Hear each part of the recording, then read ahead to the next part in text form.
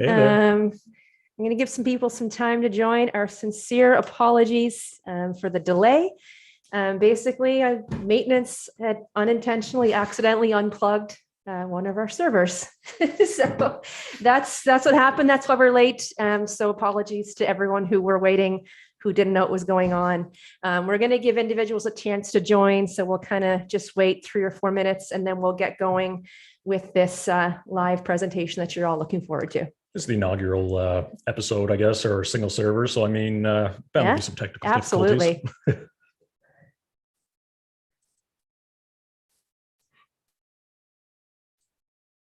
Just gonna get rid of that there.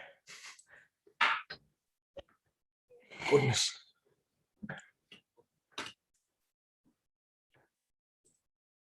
Oh, wow. Quite a few already. Yeah. Nice. Yeah, we'll just make sure people, like I said, we'll give everyone time to get in. We realize that we're starting almost half an hour late. So our sincere apologies. Sorry about that. Especially to those who have previous engagements after this webinar. So. And now it's the time that Zach and I make awkward small talk. Yeah. Which is really fun to do. How about those Blue Jays? I know, right? Yeah, The Blue Jays. What's going on with the Blue Jays? I haven't been following baseball. No, I never have. It's always my go-to for small talk. Just got baseball. Smaller. I'm losing my mouse here. There we go.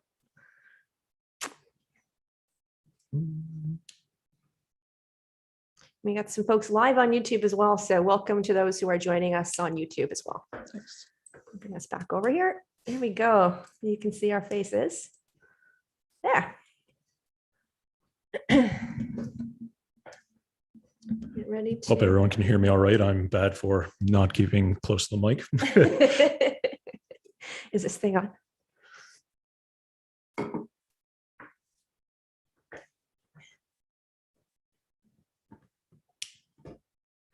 All right, we've got 3:23 Atlantic Standard Time, so I will give it till 3:25 or 2:25 Eastern Standard Time, and then we'll start the webinar. And we just let people filter in naturally. Yeah. Feel free to make small talk as well in the chat there if you're talk about the Blue Jays. I mean, if you're more of an Expos fan, yeah, that's the brunt of my baseball knowledge.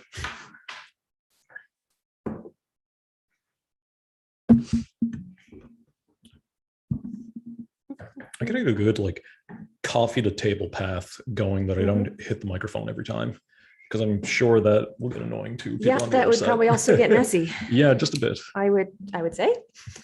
Spill coffee on yourself, especially if it's really hot. Mm-hmm. Trying to get the mic in the perfect spot here.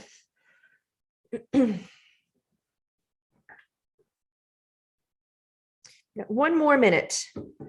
Thank you to those who are patiently waiting for us to start. We sincerely appreciate it.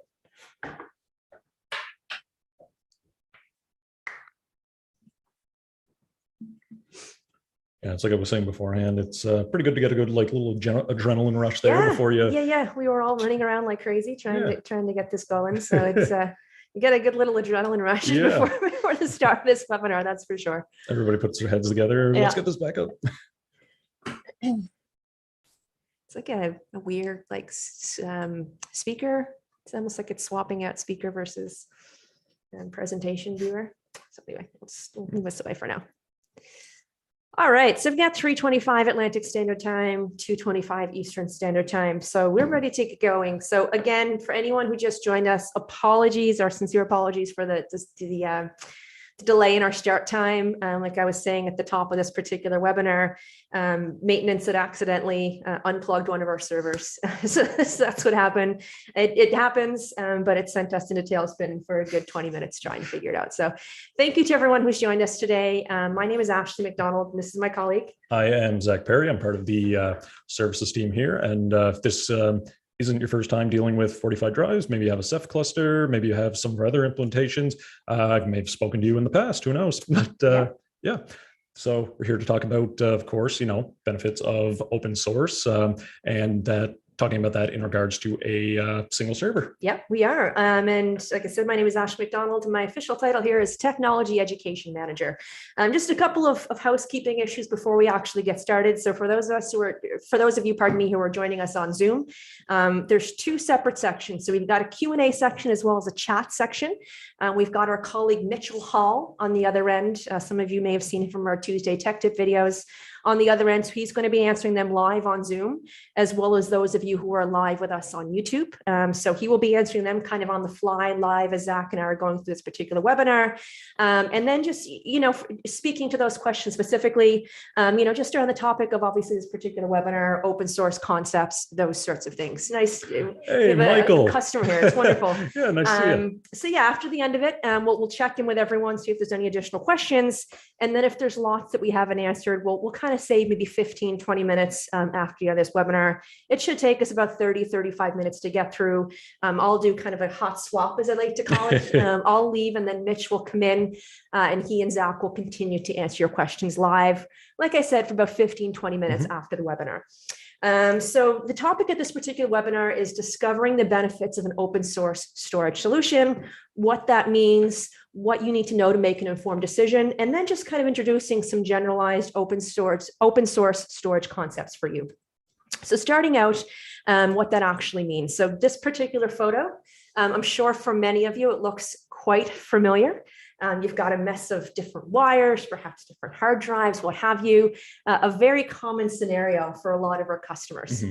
And then this one too, probably looks even more familiar. You've got, of course, a lot of different hard drives from different eras, perhaps different times of your life, containing different types of things.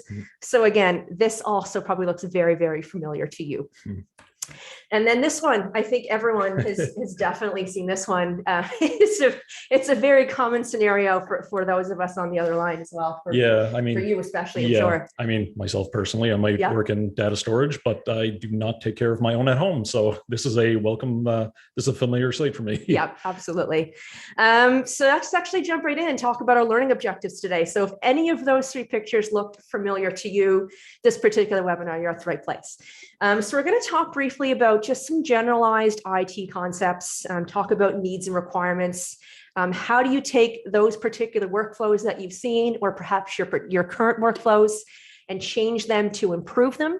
We're going to talk about the solutions that are available to you. I just kind of generalize concepts, cloud versus, open source versus standalone servers, those sorts of things. We'll talk briefly about the benefits of open source technology, which is something that we live and breathe here, of course, at 45 Drives.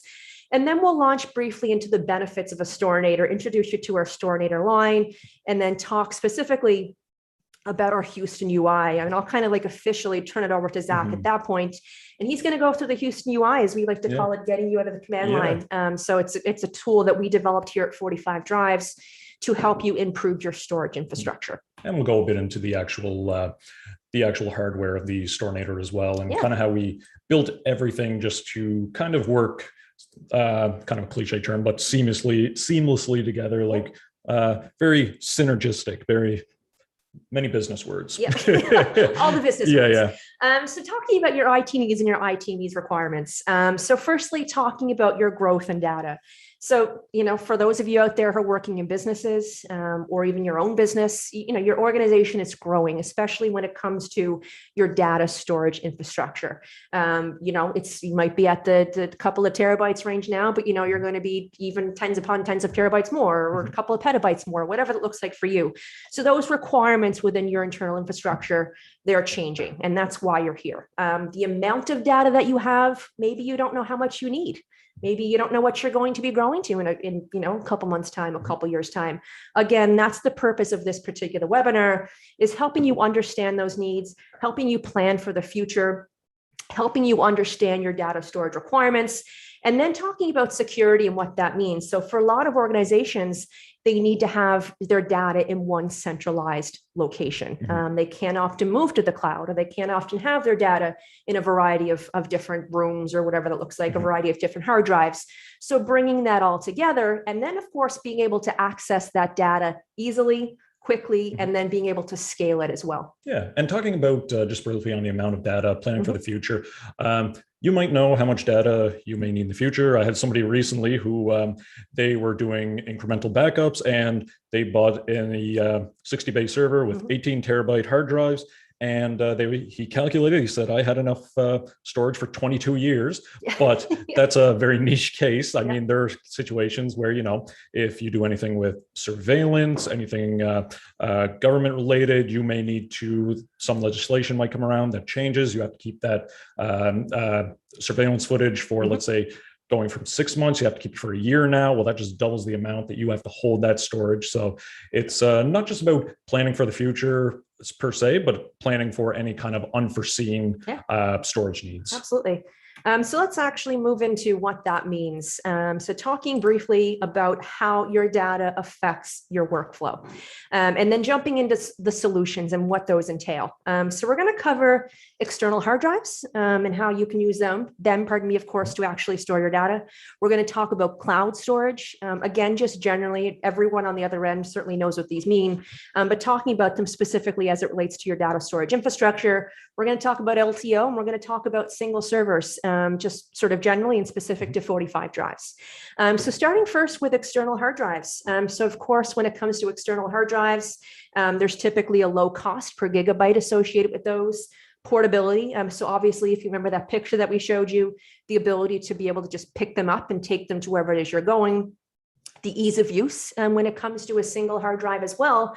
But of course, again, thinking back to that picture and just the fact that it can be very unorganized. So you've got, perhaps a couple of different hard drives. Maybe they're not labeled. Maybe they're labeled incorrectly. So you don't necessarily know what's on that particular hard drive. Of course, they can break easy. Heaven forbid you drop them on the floor, they get wet, those sorts of things. They can break easy. And they're also easily lost and easily misplaced. I mean, I often lose my wallet. Like you think of like a hard drive and you got a couple of those lying around, how easy it is to lose those and kind of get lost in that chaos of that infrastructure that we showed you, where you've got, again, all those different wires and different pieces or whatever, and trying to make heads and tails of that. Yeah. And with having single hard drive too, if all of your data is on that, it's not in any other location. No. Again, if you lose that hard drive, it falls on the ground, any sort of water damage there. Well, you don't have any redundancy. It's gone. It's very susceptible to loss, very susceptible to breakage, those sorts of things. Moving on into cloud storage, which is very, very attractive to many, many people, especially recently in the pandemic. It's very easy to scale. It's easy to use. You kind of just set it and forget it, and someone looks after it for you. But of course, when it comes to cloud storage can be very, very expensive. And it can be expensive in two different ways. Firstly, if you've got a lot of data, of course, it becomes very, very expensive, especially when you get in like the tens upon tens of terabyte range, but also to the expense of actually downloading data that belongs to you. I mean, that's your data. You shouldn't have to pay to access it. Of course, when it comes to the shortcomings of cloud storage as well, the internet is a performance bottleneck. So again, two things there. When you don't have internet, you can't access your data. And also too, you're at the mercy of, your own internet speeds, whether it's at home or it's at the office. And again, just coming back, it's not a great solution when you've got lots and lots of data. Yeah. And just talking about cloud storage briefly, it's, well, not really. You're going to get to know that I like to tell stories during this, but I had everybody here knows about that. But I had someone recently who used the cloud for a lot of things. They were telling me that they had their server. They were taking it they were based in Canada. They had taken it all the way to Ohio. They had part of their infrastructure based on the cloud, but everything that they were doing, they were in an Airbnb, so obviously not a place that's built for any sort of video production or anything, which is what they were doing, pulling down lots of data. And they were doing this on a 40 meg connection, 40 down, they said. So, I mean, they were there for a good long while. So that goes back to the internet performance bottleneck, which again, if you're pulling down a couple of gigs, fine. But if you're getting into terabytes and like a heavy production use case, it's not the best thing if you're not equipped for it. Wonderful. I found a way to bring us back. So there we are. There's Zach and I. We're here talking away. No one can see us. And I figured out how to do that. Moving on and talking about LTO and standalone servers. And I'll defer to Zach on this one because being in the support team, these are what he's familiar with day to day as well. So LTO, I'm kind of thankful that I have very little experience with LTO. I've never had a customer asking, if they could put it in their Storinator or do anything with it. But it does have a low cost. It's has a lot of storage capacity, but that is because it's kind of an obsolete. It still has its use, but there's these very stringent requirements for storage. I like to kind of keep it as kind of akin to 8-track players, where you'd have this giant library of just 8 tracks with the label on the end there, and it's like, yeah, that's fine, but then CDs came around, and then Spotify, and things need things need to move along. But then you come to your standalone servers, and super easy to add capacity to. Lots of storage capacity. Like I said, I had somebody with an XL60 with 18 terabytes of 18 terabyte disks, completely full. You can keep all your files in one location. Again, going back to, you're no longer at the mercy of dropping your disk, it failing, your data's gone. There's a lot of choices for redundancy with a single server. You can there's multiple ways to share out your files to multiple users, SMB, NFS. Then you have options like Nextcloud and a multitude of other options. But kind of the traditional or historic downside, I would say, with a lot of open source implementations, is that it requires maintenance and education, as opposed to something like the cloud, which, like you said, is a whole set it and forget it thing. But the good thing is, and we're going to get into this in a second, where the maintenance, which is very easy, and education, which is what we are here for. So that's actually a great segue in talking about the perfect solution. So if you could get, a place that had all of the knowledge, training, support, of course, all of the components for your storage infrastructure, bringing that all together and getting that sort of single point of accountability, single point of responsibility, that's exactly what we do here at 45 Drives, is we provide, of course, storage servers to end users, but we also then possess all of that knowledge that you need, all of that training that you need, as well as, again, like we talked about, we built this Houston UI specific, and we're going to show you actually what that looks like in a few slides. And kind of the idea of getting you out of the command line, because there's often a fear of that as well, depending on your familiarity with open source. There can be a bit of a learning curve, but that's largely all taken away when it comes to 45 Drives. And then talking about that ideal solution again, these Storinators specifically that we provide, of course, they're fast, they're reliable, they're easy to administer, especially with the Houston UI that we've developed, and they're scalable. So we also provide clustered solutions as well. And for those of you, maybe this is the first time attending one of our webinars, we also do these on self-clustered solutions as well.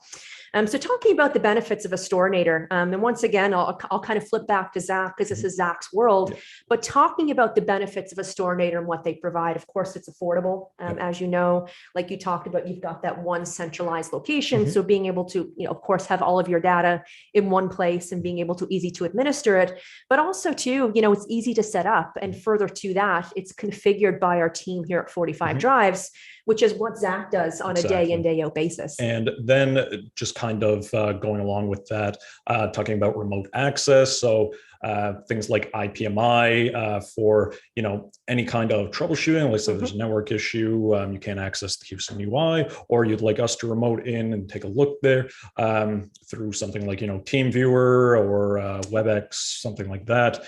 You have the IPMI up, and we can actually look through the, get on the command line of the server itself, I should say. And then you have things like Nextcloud, which is more for, obviously for cloud storage, things like that. You can access these things. Your storage, your data, I should say, is on the server, but it's accessible off of Nextcloud. And again, you have file sharing, SMB, iSCSI, NFS, what have you. You can back up to multiple computers automatically, provides hardware RAID redundancy. So, we deal a lot with ZFS. So, you have your RAID Z1s, which I don't like to talk about, RAID Z2, RAID Z3, and you have your you can set up your user permissions for your SMB shares, certain privileges. You can section these off for certain departments, whatever you may need. And it's also compatible with, Dropbox, Amazon S3, Backblaze, Microsoft Azure, can never pronounce it right, and a host of other third-party integrations. Yeah. And then too, I mean, obviously when it comes to a single standalone server, the cost per terabyte is significantly lowered as well. And then like we talked about, we set this up for you. We help you configure, we provide all of that training. And also too, it's like network attached storage. It's really, really great. Yeah. So talking about the unique architecture of 45 drives specifically, and two sort of main points that I really wanted to drive home, and Zach, feel free to add as well. But obviously is the fact that we use direct wired architecture. So there are no multiplexers in our system.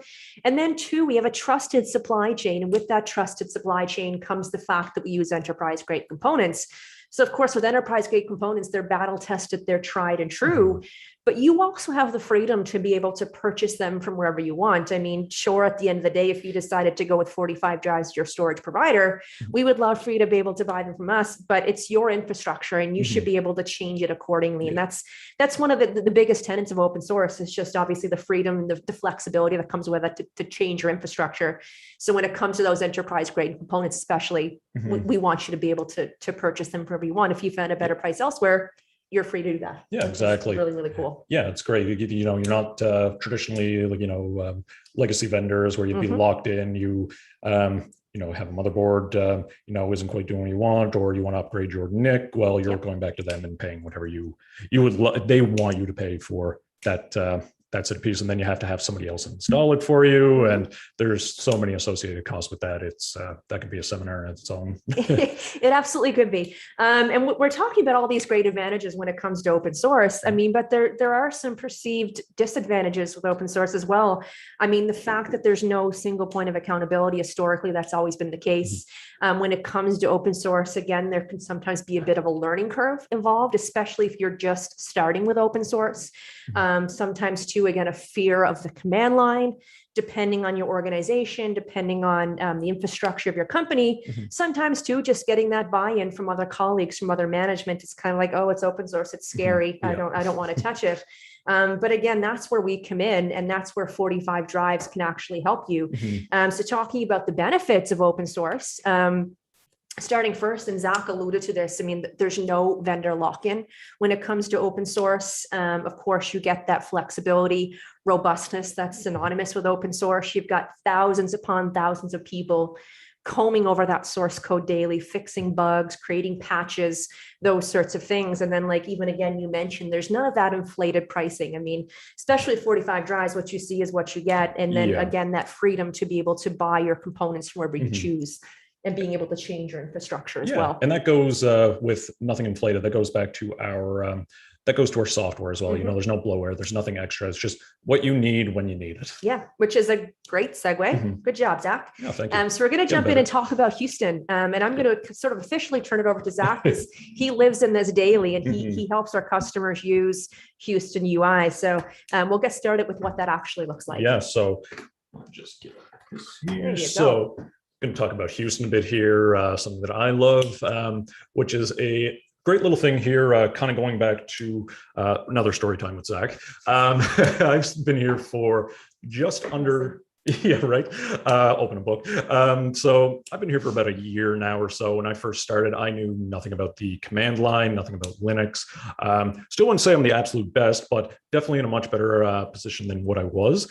But it's been kind of fascinating to see where I came in at just a time where Houston was really becoming robust and kind of fully fleshed out, and just seeing kind of the rapid rollout of things like that we're going to talk about, like the file sharing tab, Navigator, things that will take people out of the command line. Like, it's at a point now where if you were comfortable with using something like Windows or Mac, you would be comfortable with using this UI.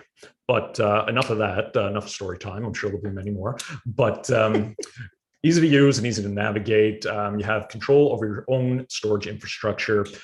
This is for everybody from your entry-level administrator to an experienced administrator to somebody who, has some extra money to spend and wants a home lab.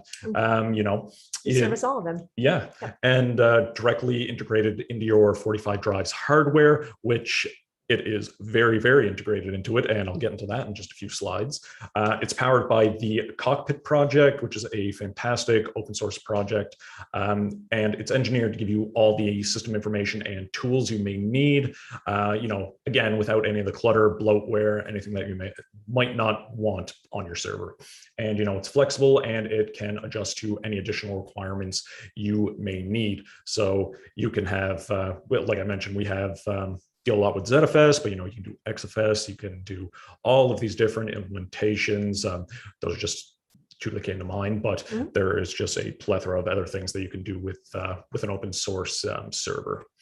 But going into the bread and butter a little bit of Houston here. So this is just a brief overview of your server itself. As you can see here, probably good if I grab the mouse. There we go. So oh, there we go. Let me just go back one. Let's see. There we go. Got it. So as you can see here, we have our model name, excuse me, Storinator AV15. It has the serial number, your motherboard, the serial number of said motherboard, which is all great information to have. So, if you want to troubleshoot or you get in contact with myself or one of my colleagues to troubleshoot, and going down a little further on that page, you can see all of the PCI slots that are on said motherboard, if they're in use or not, the card that's on them, the card model, same thing with RAM, your network.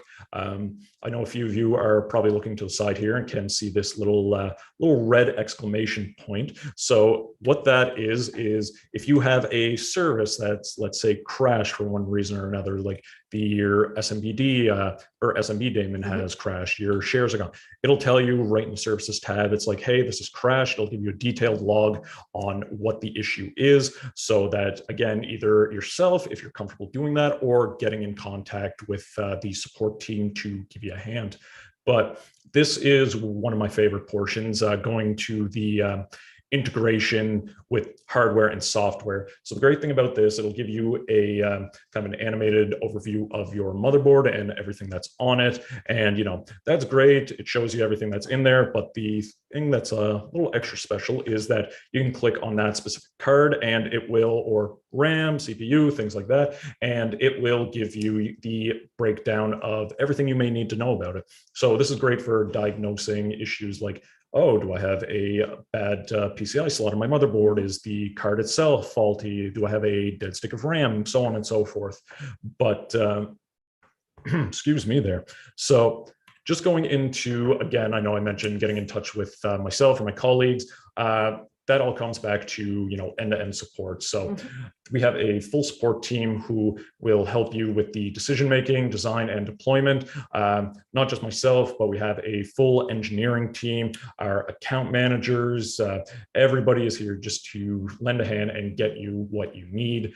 We'll support both the software, the hardware, any sort of third-party integrations. We'll give insight on that, do any kind of implementation that we can do. We have 24/7 support, remote managed services. We have integrated remote training available, and consulting services. That's something you may be interested in. And then going back to implementation here, I'm going to toss it back over to Ashley so I can get a drink of coffee. Yeah, so just kind of like, talking about the other slide before, and it starts by, submitting an inquiry to 45 Drives. It starts as soon as getting it on this particular webinar, even if only to just learn a little bit more about the things that we do. And then after that, when it comes to implementation, so of course, like we talked about, you would submit the inquiry. Depending on your inquiry, we would potentially get you in on an engineering call. Depending on the architecture of what you're going to be using your system for. And on that engineering call, we really understand your specific needs, understand in this particular case, as pertains to the topic of this webinar, understand what you're going to be using your single server for, and then of course, developing a recommendation that's going to work for your specific needs. We would then of course, deliver it to you. You would rack it and connect it to the internet, and then our support team would help you configure it, provide you, again, like we talked about, any additional training that you require, whether it's just a simple simple question about, an error that you're seeing or a notification that you're seeing, through to, giving you, a full tutorial on Houston, whatever that looked like for you. Yeah. And then when it comes to 45 Drive, so we like to sort of joke at this being the brag page, but really it's just there to drive home that we've been doing this for over 15 years. Our company just seems like it's growing every other day when it comes to the employees. Our support team alone has grown by leaps and bounds within these last couple of months. And then too, just the caliber of logos that you're seeing there on the slide, the types of companies that we work with. I mean, Red Hat specifically, FedEx, NASA, Intel, the list goes on. And like Zach had mentioned, users of our system, can be a home lab user, a video production editor who's, running from home or working from home, a small company that's doing the same, through to some of the largest research organizations in the world, some of the largest companies in the world that rely on and trust us with their data storage needs. So just to recap what we've covered, so we covered briefly when it comes to your IT requirements and needs, just kind of, typically why you as an individual attended this particular webinar, sort of felt a specific pain, that's why you're here. How do you then take those particular pains and use them to improve your workflow? How would you improve your workflow with a 45 Drives Storinator? Talking then about the solutions that are available to you, like to kind of recap, obviously the cloud, external hard drives, the LTO, and then of course, single standalone servers. The benefits of a Storinator, specifically when it comes to the 45 Drives line. Of course, Zach went through the Houston UI and what that looks like, kind of just gave you a brief sort of top level overview. Certainly, if anyone has any questions about our Houston UI specifically, we're happy to answer them. We talked about our support offerings here at 45 Drives and what makes us unique. We feel, here at 45 Drives, the kind of support that we supply to our end users. And then lastly, implementation. So what it would look like when you actually get your storage server, and then how you would implement that into your current infrastructure. So talking briefly about resources that are available to you. So we do, especially for those of you who are on the YouTube side of it, are familiar with our YouTube channel and our Tuesday Tech Tip or Tech Tip Tuesday videos. Where we go in, we love sharing our knowledge of open source with the world. So we do obviously tech tips on things like Houston, ZFS, Ceph clustering, etc. Again, we love sharing our knowledge of open source with the world, and we're happy that people enjoy watching them. Over 1 million views on YouTube. Nice little plug. Humble brag. Yeah, we've got a knowledge base as well, which, as I understand it, Zach is managed and supported by the service team. Yeah, so you guys are regularly updating that as well. Yeah, all the time, and it's a great little thing. Like anytime, like I like doing things with third-party integrations. Working on one with Dropbox right now. So it's a great thing because when we actually come to, a structured plan on that, we upload it onto our knowledge base, anything to do with the Houston UI, just to make our knowledge freely available to everyone else. Yep. We do private webinars as well. So in addition to this public one, if you and your team wanted a private webinar, we also have the ability to do those. We could go over this one again, talk specifically about your needs, but we also have webinars on Ceph. So I kind of alluded to that before. So of course, Ceph clustering, briefly for anyone who isn't familiar, clustering is of course tying together multiple storage units that together act as a single unit that can be easily scaled, it's highly available, et cetera. Won't go into Ceph specifically, but again, we do offer webinars specifically on that topic, which are often well received as well. We have customer case studies, which is just a variety of success stories, articles on customers who are using our infrastructure, how they're using it and how they're getting, performance metrics and stuff out of it. And then lastly, storage articles, which I like to sort of say is almost like a catch-all to everything else. So it's, kind of like FAQ type questions, unanswered questions from webinars, those sorts of things. So that's kind of it. We hope you learned a little something today.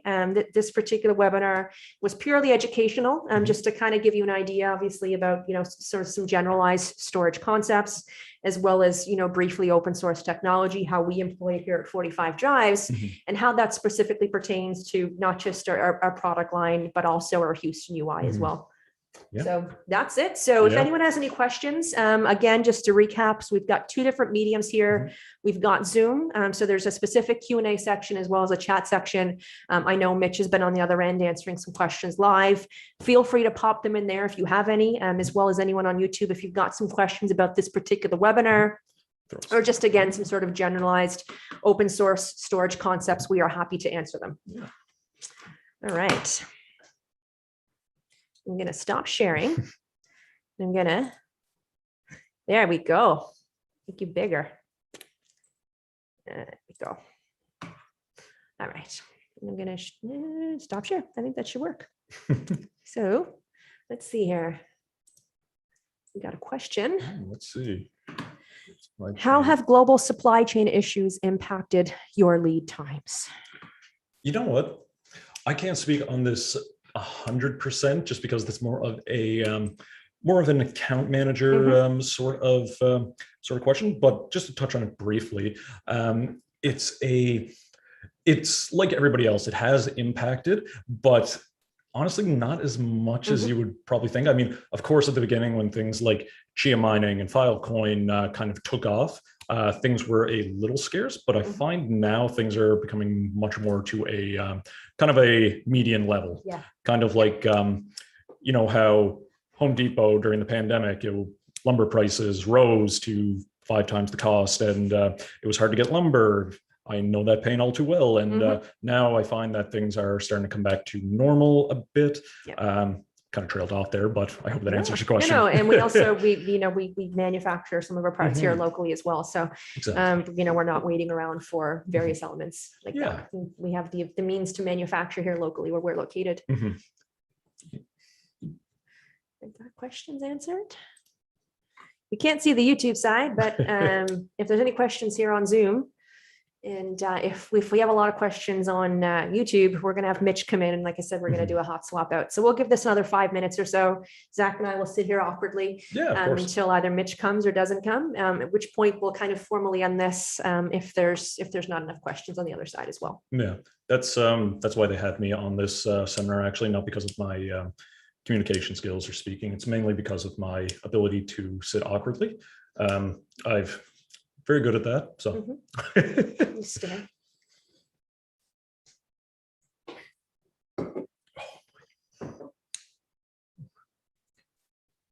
I'm check YouTube.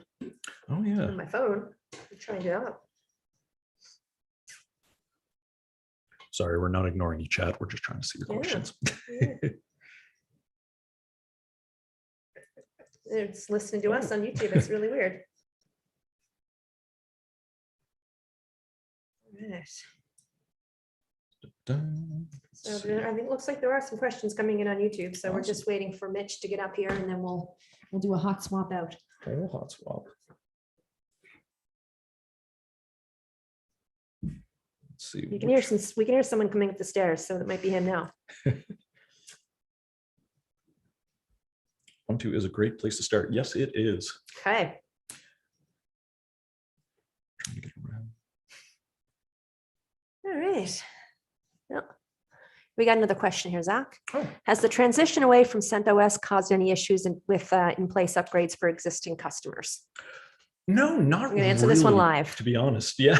So the initially, I mean, as I'm sure a lot of people who are in the open source world, when Red Hat kind of came out and was like, hey, you know, CentOS 8, that's kind of not going to be a thing. CentOS 7 is going end of life, what have you.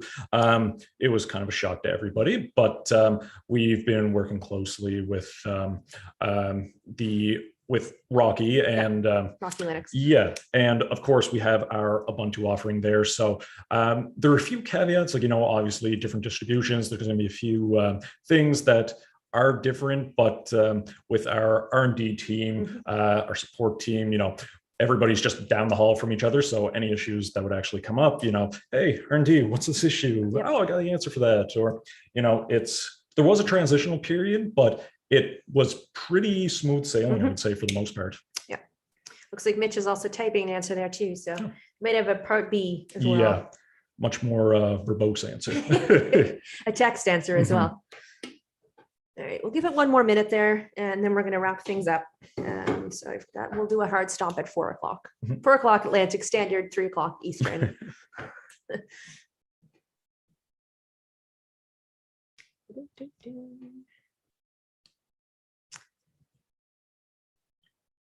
Now we click, we're done. Yeah, we got her. Yep.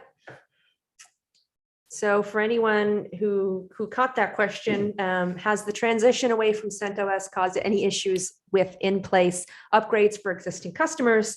And for those of you who aren't on Zoom, further to that, Mitch had said, we have made Rocky Linux one of our main offerings, which has helped the process tremendously, like Zach had talked about. It definitely caught us off guard, as it did with the community. But as Zach said, aside from the transitional period, it has been great, which it absolutely has been. So we got another one here. Yeah. Let's see. So does Houston UI have any data and user management functions? Boy, am I glad you asked that. Yes, we do. So we have this great tool, great modules, I should say, called File Sharing and Navigator that I touched on briefly. So with file sharing, anything that you would upload to your ZFS pool to a certain data set, you can go into that. You can take a look at the individual files, folders, things like that, your subdirectories. You can see the permissions on that, change those on the fly. I know I'm talking in a mile a minute here, but it's something that I really, really like about Houston. But then we also have our file sharing tab, which you can go and create your data sets right in there, and you can apply permissions, groups, users, things like that,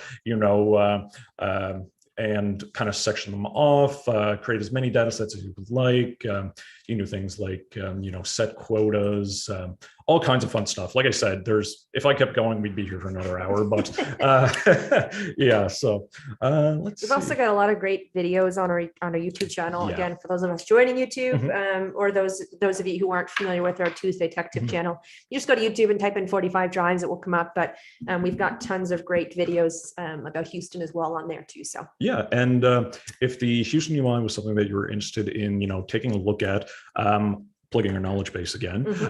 We do have an installation process on that for Ubuntu and Rocky, which is very easy to set up if you want to spin it up in a VM, or if you have some hardware to implement it on. Obviously, there are going to be some things that aren't going to work because it's not our 45 drive standard hardware. Things like DMAP, LSDev, certain things for drive aliasing. But to look at things like you mentioned, permissions and navigation for files, all of that works perfectly. I use it every day on my own home server. yeah. Well, yeah, we're going to wrap it up. I think that's it for questions. So again, thank you to everyone who joined us on Zoom. For those of you who are live on YouTube, thank you again. Zach and I will be back at some point as well to deliver this. So if anyone kind of caught the tail end of it, or wants to come watch us talk about open source concepts and storage servers again, we'll be back again soon. For any additional questions, feel free to contact us at info@45drives.com. There's a contact page on our website. I hope you found it useful. And if you have any questions, comments about anything that you would like to see from us in the future, as well as how we can improve this particular webinar, will there be any more advanced webinars for Ceph? We do typically run the public Ceph webinar once every roughly 4 to 6 weeks. I can't recall the last time we had one. It's October now. So if we have one probably like mid-September. So just watch our website as well as our social media channels. We will announce when we're going live again with the next advanced Ceph webinar, which is obviously Ceph focused and talking about clustering and the architecture of a Ceph cluster, all those great things. So I would say, given the date now, it's coming up on the first full week of October. So I would say toward the end of the month is probably when we'll have another one, end of October, early November, roughly. But again, just watch our YouTube channel. We'll go live with that, as well as just watch our Instagram, our Facebook, those sorts of things. So yeah, if anyone has any questions, comments, like I said, about how we can improve the content of this particular webinar, or if there's anything that you'd like to see from us in the future, drop them down in the comments below. We're more than receptive to changes, to ideas, those sorts of things. So it was a pleasure to sort of meet you all. Have a great day, and thanks for joining us. Thank you for stopping in there, Michael. Good to see a familiar name. And if anybody would like a story time segment with Zach, drop it in the YouTube comments. Thank you. Have a good one, everyone.